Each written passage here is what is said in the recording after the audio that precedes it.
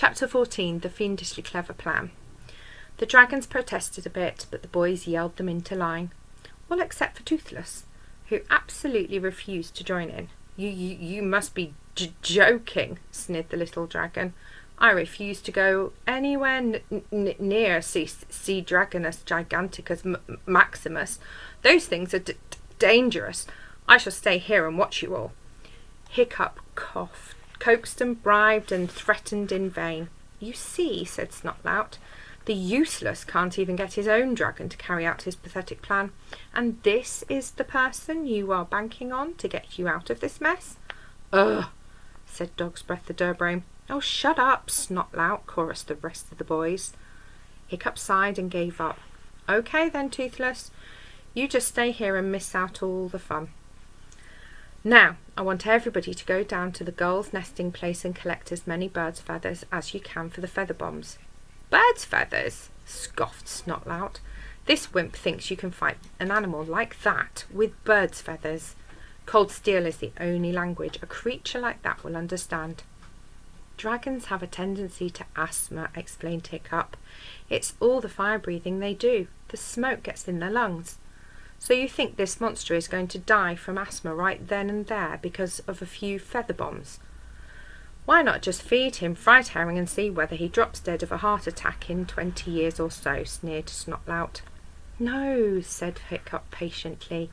The feather bombs are just to make him very confused so he won't kill anybody on the way. Snotlout, thuggery. I'm going to need to coach Fireworm and Killer in what they have to say, continued Hiccup. I'm not putting my dragon at risk in this crazy plan, said Snotlout. Oh, yes, you are, hissed Thuggery, through gritted teeth, brandishing a massive fist at Snotlout. This guy is such a pain, Hiccup. I don't know how you put up with him. Listen, snot features. By some miracle you got yourself a reasonable dragon. You get that dragon to do what Hiccup wants it to, or it will give me much pleasure to personally boot you all the way to Porpoise Point and back again. Okay then, said Snotlout crossly. But don't blame me when we all get barbecued because of the useless's mad idea. Hiccup supervised the making of the feather bombs. The boys gathered great armfuls of feathers from the gull's nesting place. They then burgled every item of material they could find. Goggle-toed snappies, Gobber's pyjamas, Mogodon the meathead's tent, Valhallarama's bra, anything they could get their hands on. The grown-ups were too busy consulting amongst themselves to take any notice. Snotlout cheered up a bit because he could show off his superior skill at burglary. He managed to steal Baggy Bum's knickers right off him as he was standing in the huddle discussing a plan of action. Baggy Bum didn't notice, not even when he reached a hairy hand down to absent-mindedly scratch his great bottom. He was too busy talking about bigger and better methods of yelling. The boys then wrapped the feathers up in the material so that they would fly out when the bomb was dropped. Each team of 10 boys was armed with about 100 of these feather bombs, wrapped in a great parcel made out of an old sail. Hiccup led the hooligans towards the long beach, while Thuggery took the meatheads to Unlandable Cove. The thin column of boys were excitedly chattering as they set off behind Hiccup.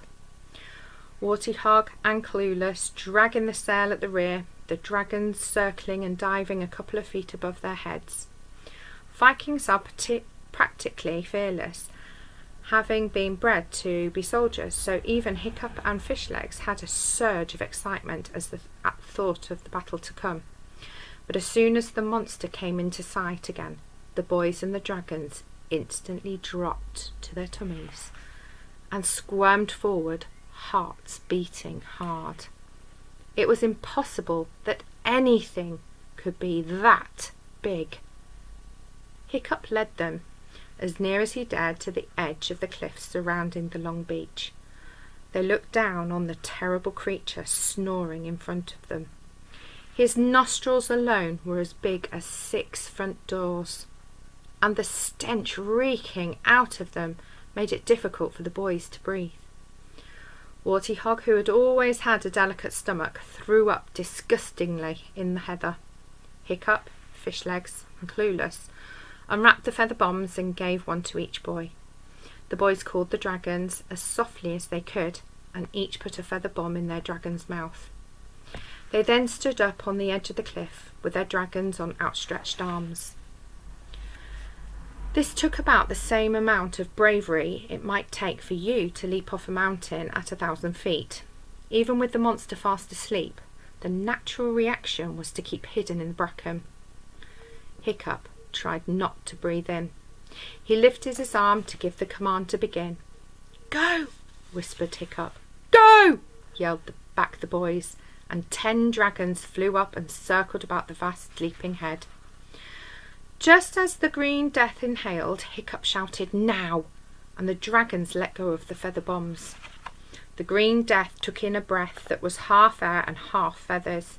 He woke with a gigantic sneeze, and as he shuddered and coughed, Fireworm, who was treading air near his right ear, gave a speech which went something like this, but a lot more irritating.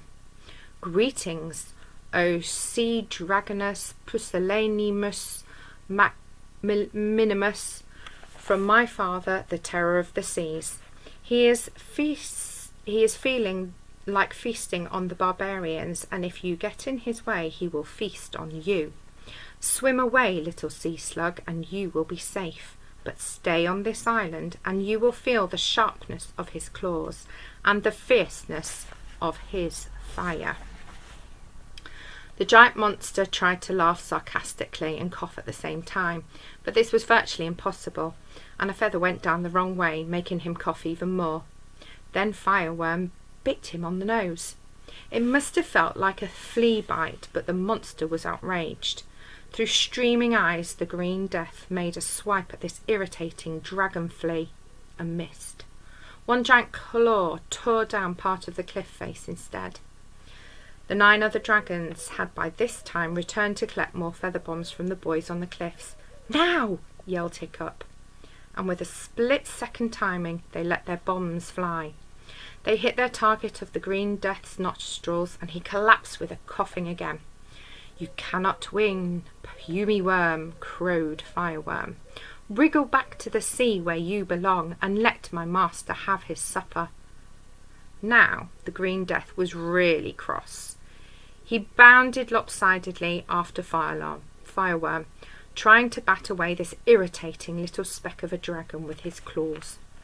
But the Green Death had the same sort of difficulty in catching Fireworm as you might have if you tried to catch a bluebottle with your bare hands. Dragons are better than humans at that sort of game, but the Green Death kept on missing because his eyes were streaming so much. "Missed again," sneered Fireworm, enjoying herself hugely, and she flapped just out of reach of the Green Death's claws. The Green Death made another wild leap towards her as Fireworm flew on around the corner of the cliffs, steering the monster in the direction of Unlandable Cove. Hiccup and the boys ran after them as fast as they could, but they hadn't a hope of keeping up. Running through heather is not unlike running through knee-deep treacle, and they kept disappearing up to their knees in the bog. As Fireworm and the monster got further and further ahead in their race along the shoreline, it took longer and longer for the other dragons to fly back to the boys and return with more feather bombs. The military commanders among you will recognise that the kind of problems that ensue when the supply line can no longer reach the forces at the front. Eventually, it was taking so long to reload that there came a moment when there were no more feathers tickling the Green Death's nostrils, and his eyes stopped streaming, and suddenly he could see the maddening Fireworm pinpoint clear. The Green Death made a lightning reflex swipe at the red dragon and caught her in one gigantic claw. It was lucky for Fireworm that at that very moment the Purple Death came crashing around the corner and struck the Green Death heavily in the stomach. His grip loosened on Fireworm for a second, and she flew off, panting with relief. The Green Death sat down heavily in the sea and fought for breath. The Purple Death did much the same.